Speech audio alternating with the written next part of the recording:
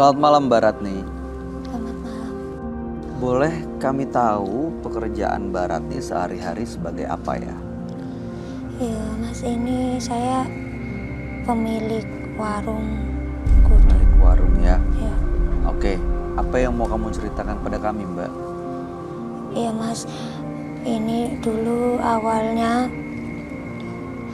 saya ini mendirikan usaha, mendirikan warung. Itu saya udah keluaran modal banyak. Nah, di tengah perjalanan usaha saya ini ada semacam kendala sampai hampir bangkrut.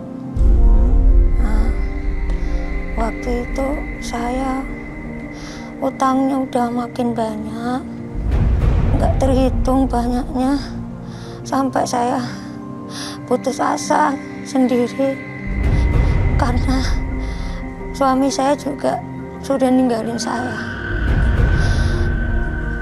Dan akhirnya saya memilih jalan pintas Mas, Yaitu dengan pesugihan. bagaimana cara mendapatkan pesugihannya? Saya dianterin ke sebuah gunung. Di situ saya diberikan wejangan sama kuncennya. Setelah itu, Ada yang diberikan ke saya Mas, apa yang diberikan? wayang.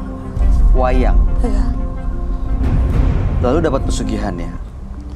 Usaha saya menjadi normal kembali karena dan bahkan sekarang udah utang-utang saya juga udah tertutupi semua dan bisa buka beberapa cabang lagi Mas. Oke, lalu apa yang membuat Anda datang ke Menembus Mata Batin? Iya Mas, saya ingin normal seperti dulu Mas, karena saya ketakutan. Apa ketakutan, kenapa Mbak? Pernah kejadian itu yang meninggal dunia itu kenal baik sama saya, tapi tidak tahu kenapa tiba-tiba kecelakaan meninggal. Siapa? Dan memang yang lainnya nggak di depan mata saya, dan ini depan mata saya. Dan yang bikin saya nggak sanggup lagi, saya kalau ingin berbuat kebajikan itu seperti ada yang menghalangi Mas. Ada bisikan-bisikan gitu, seperti teriakan-teriakan gitu. Teriakan-teriakan tapi kayak dari alam lain. Seperti apa teriakannya? Ngomong apa? Manggil-manggil nama saya. Manggil, Ada lalu? yang manggil nama saya, ada yang seperti menangis. Menangis tapi dari ribuan orang gitu. Saya nggak ingin ada korban lagi. Korbannya itu kenapa sih Mbak Ratni, dari mana? Jadi setiap malam satu suro itu mesti paginya ada yang meninggal Mas, juru masak saya. Di rumah, di apa? Juru masak. Iya. Udah banyak korbannya Mbak? Iya Mas, setiap tahun Mas. Aku udah nanya Mas. Silakan. Itu emang waktu kamu pesugihan itu, kamu sebelumnya tahu kan kalau kamu tuh udah bakal ada tumbal atau gimana gitu? Kamu perjanjiannya tuh apa gitu sampai ada banyak yang meninggal gitu? Iya sebenarnya sudah dikasih tahu, tapi karena waktu itu saya kalap, saya nggak menyadari sampai seperti itu. Orang-orang terdekat kamu semua itu? Enggak, ada yang orang lain. Tapi keluarga kamu atau? Keluarga belum ada. Keluarga belum ada. Sejauh ini baru orang lain aja. Orang lain. Tapi saya ketakutan Tapi sendiri. itu emang udah dari kamu itu. Berarti tumbal kamu itu tumbal kamu, tumbal dari sugihan kamu itu. Iya. Jadi kalau malam Jumat saya masuk ke kamar saya, kamar pribadi saya. Jadi ada satu kamar yang emang selalu kosong. Nah, di dalamnya saya melakukan ritual, Mas, yang seperti apa yang dikatakan sama Kuncen itu. Oke, Mbak Ratni, mudah-mudahan sih Mbak Ratni bisa ya lepas dari semua ini ya Mbak ya, karena kalau ada tumbal dan setiap tahun 7 rumah saknya meninggal dunia, justru saya khawatir tidak menutup kemungkinan tumbal berikutnya adalah diri Mbak Ratni sendiri. Iya, Mas. Nah, Kak Bayu, atau nggak bisa jadi keluarganya sendiri ya Kak Bayu? Bisa.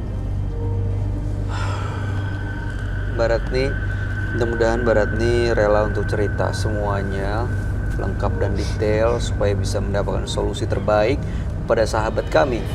Dia adalah seorang indigo. Kami persilahkan Roy Kiyoshi. Sebelumnya, tim Mata Batin sudah memberikan tanggal lahir dan nomor rumah partisipan kepada Roy Kiyoshi. Dengan mata batinnya, Roy akan membaca berdasarkan angka yang kami berikan. Ratni terlahir tanggal 16 April 1979. Dia mendiami rumah bernomor 6. Sosok periang dan optimis, namun dia mudah tergoda untuk melewati jalan pintas. Saya melihat Ratni telah bersekutu dengan sosok siluman. Sosok ini menguasai Ratni. Bahkan Ratni seolah telah menggadaikan hidupnya.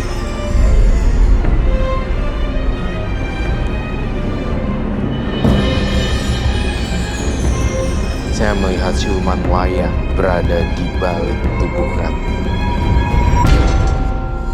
Menyeramkan dan misterius.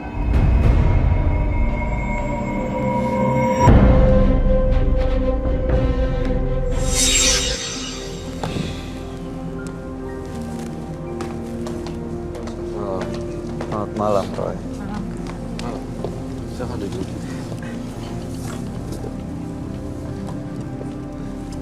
Ratni, tanggal lahir 16 bulan 4 1979.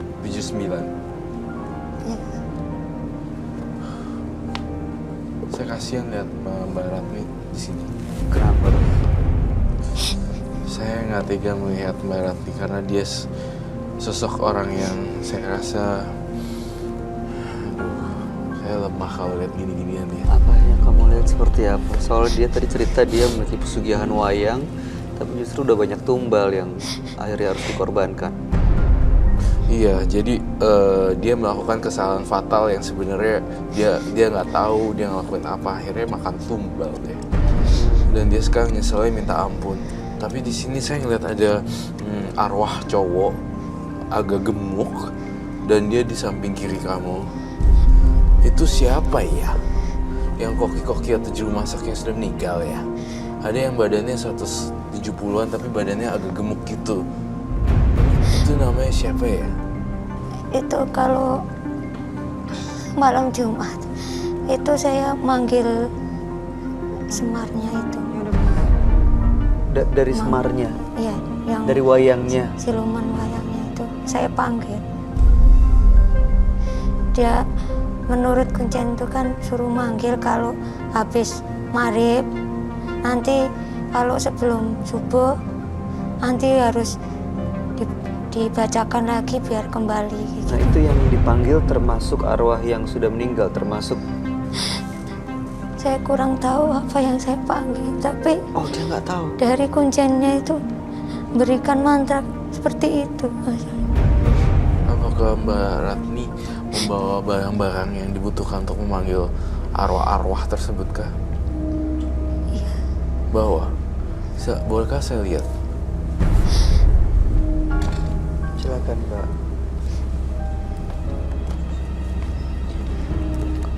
Kalau kamu lihat, Roy, yang di sebelah kirinya Mbak Ratni tadi, sosoknya sedang apa? Sedihkah? Marahkah?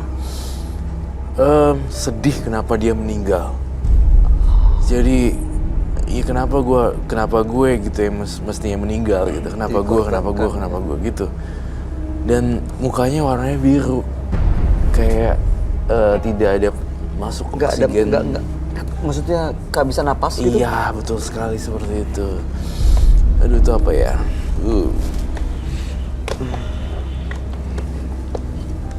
Mbak Ratni, saya mohon maaf nanya lagi. Sudah berapa lama melakukan ritual ini? Dari tahun 2010. Dia sudah 8 tahun ya?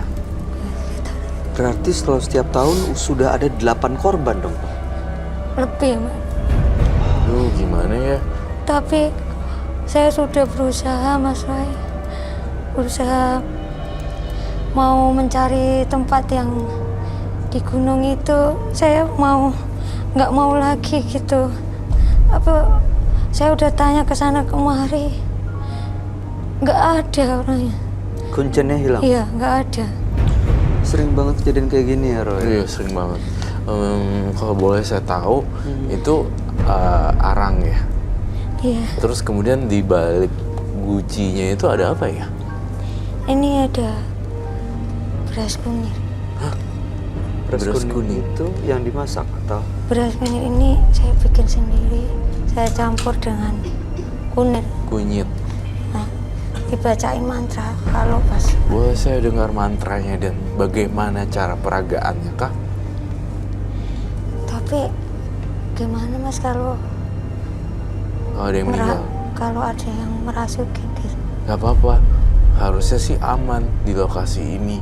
Karena saya juga ngebantuin untuk membentengi semua orang di sini.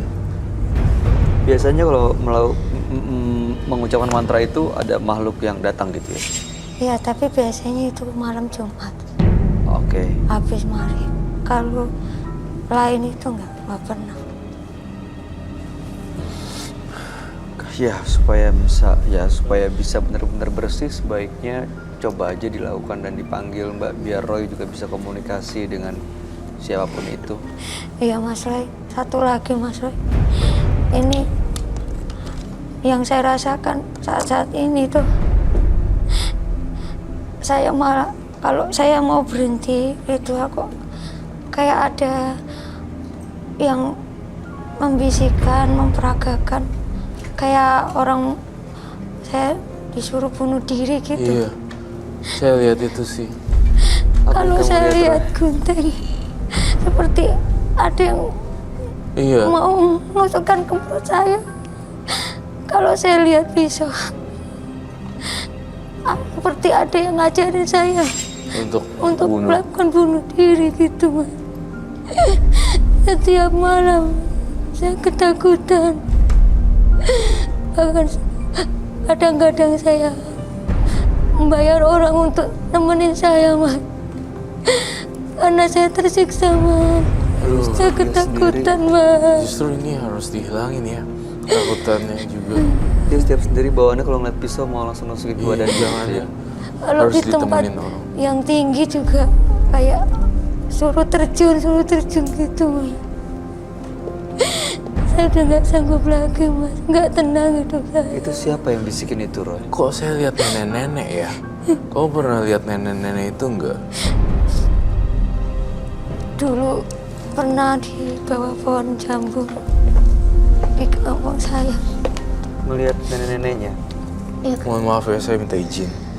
Ini yang saya lihat. Nenek-nenek ini adalah yang ngejagain kamu dan bahkan menyeramkan wujudnya. Rambutnya panjang banget.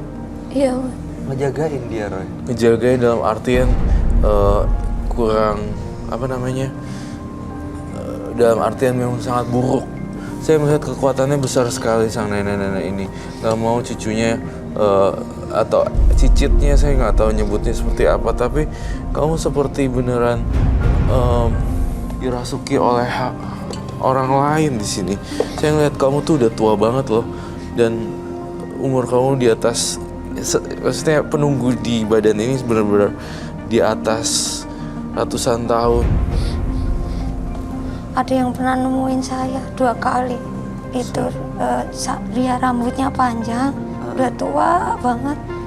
Di bawah pohon jambu itu yang pertama, yang kedua di malam takbiran itu.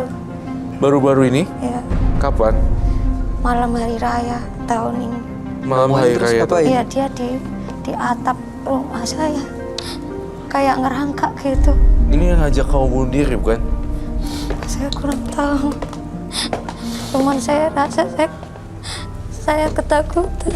Waktu bisikan-bisikan itu muncul, bukan makhluk ini yang bisikin? Atau nggak bisa dipastikan bahwa dia atau enggak? Nggak ngerti, Mas.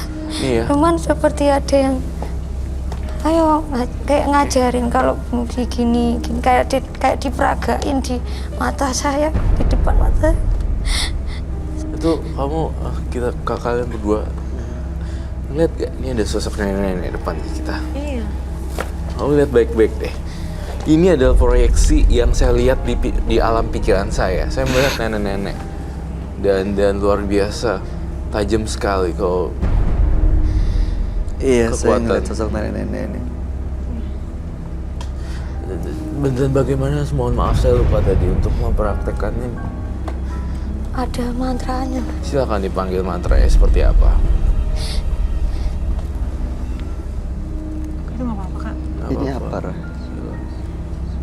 Wayangnya, Kok oh. ada yang mati gitu, Mas? Iya. Ini Kamu- dengan catatan tidak merugikan kita semua ya. I love the color. Nonton jangan ada yang kosong ya. Baik-baik. Ini kamu merasakan sesuatu dari wayang ini, Ray.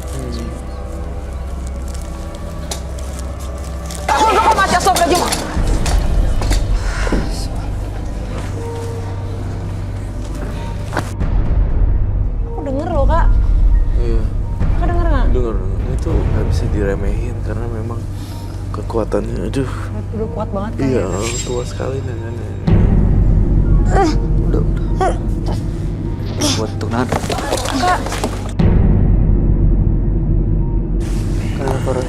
Bentrokan energi antara makhluk astral ya sama tubuhnya dia sendiri. Dia nggak kuat ya? Nggak kuat. Ini nenek-neneknya masih di dalam sini. apa di mana, Kak? Nenek-neneknya masih di dalam situ saya rasa. Coba saya Saya lihat. rasa dingin di sini. Saya lihat dia kok bukan Ratni ya, tapi seorang nenek-nenek gaib ya. Apa? Ah, itu tuh kan. Ojo ganggu! Kak, aku merinding. Ojo ganggu! Kenapa ganggu aku? Mohon Kenapa maaf, manggil saya gitu ya? saya Kenapa ganggu saya, ganggu aku?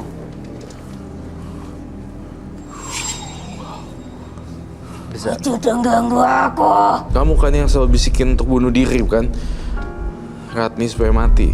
Ojo melu-melu. Ojo melu-melu. Ke urusanku. Ini janji. Janjinya Ratni. Janji apa ya?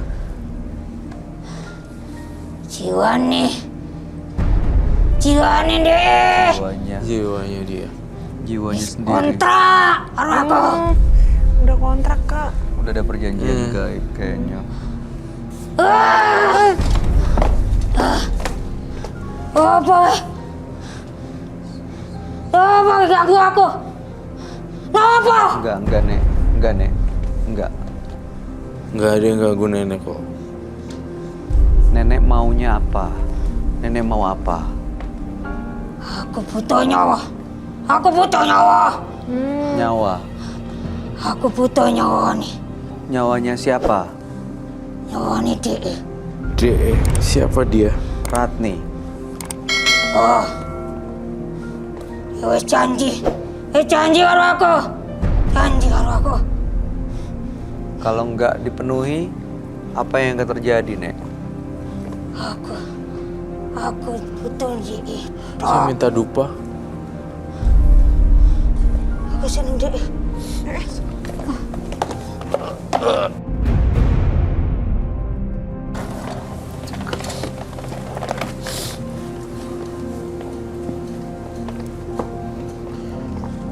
Baratni.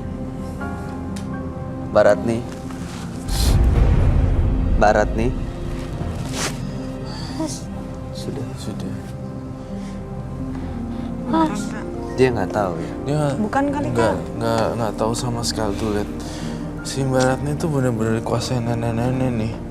Nenek-nenek dari siluman wayang. Saya minta dupo. Duh, Mbak Ratni kamu nggak tahu urusan dengan makhluk seperti apa, Mbak. Bisa-bisa nanti nyawanya Mbak Ratni sendiri. Tadi dia minta nyawa Anda loh, Mbak. Sing.